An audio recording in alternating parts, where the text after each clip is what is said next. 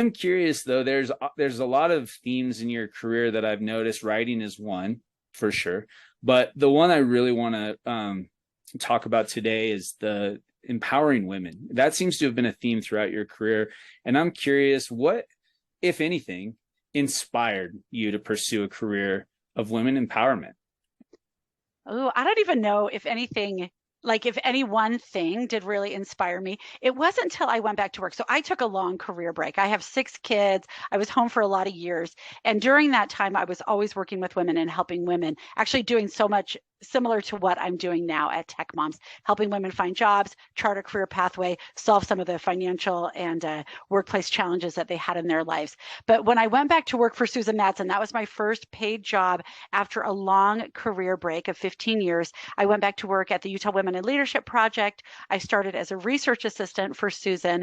And that's the only thing in the world that would have pulled me back into the workforce at that time. I had 6 kids. My oldest was 15. My youngest was 3.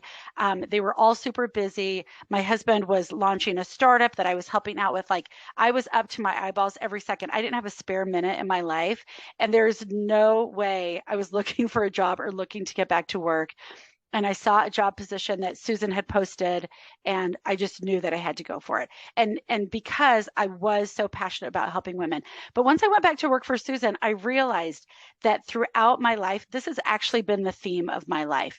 In college, all the papers that I wrote were about women. I remember writing a paper in history that won a History of the Family award because it was about women. So it had to be about family, but about Russian women's fairy tales. And my honors thesis and my master's thesis. Like I was always passionate about women's stories, women's lives, and the way that so much of that translated into the work I'm doing now is I've always really, really cared about women's ability to be financially independent and financially secure.